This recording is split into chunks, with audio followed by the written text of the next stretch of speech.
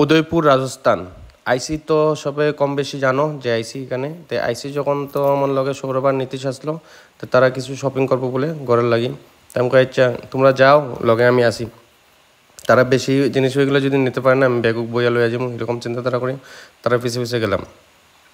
তা এটা হলো হ্যান্ডিক্রাফট আর আর্ট অ্যান্ড গ্যালারি, মানে এখানে রাজস্থানের আদিবাসীরা বলে সব নিজের হাতে তৈরি করে। এইদিকে আছে জুতা, গয়নাগাটি, মেয়েরার ছেলেরার, পুরুষরা তো বেশি গয়নাগাটি লাগে না, ছেলেরার মেয়েরারই লাগে বেশি।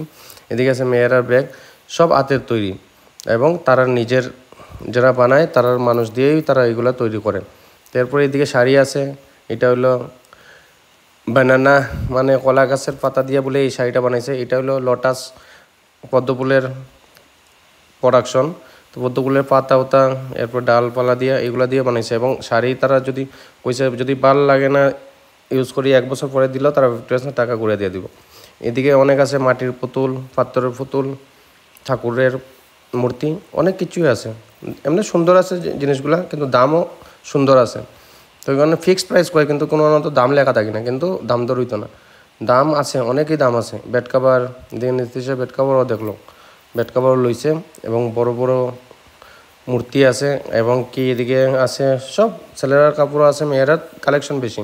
এটা হলো ট্রেডিশনাল ড্রেস, রাজস্থানের লেহেঙ্গা বড়ার লেহেঙ্গা স্টার্টিংও 2850 টাকা, বিভিন্ন কালারে বিভিন্ন ডিজাইনে বিভিন্ন রেটের আছে, যে এক রেটের এরকম কিছু না। এটা হলো বাচ্চারা লাগি 1850 টাকা। আমরা শপিং শেষ হয়ে গেল, মোটামুটি শেষ হয়ে গেছে। তো বেজান জিনিস কিনছে সরব। ব্যাগ কই এই नीतीश क्या क्या लिया है?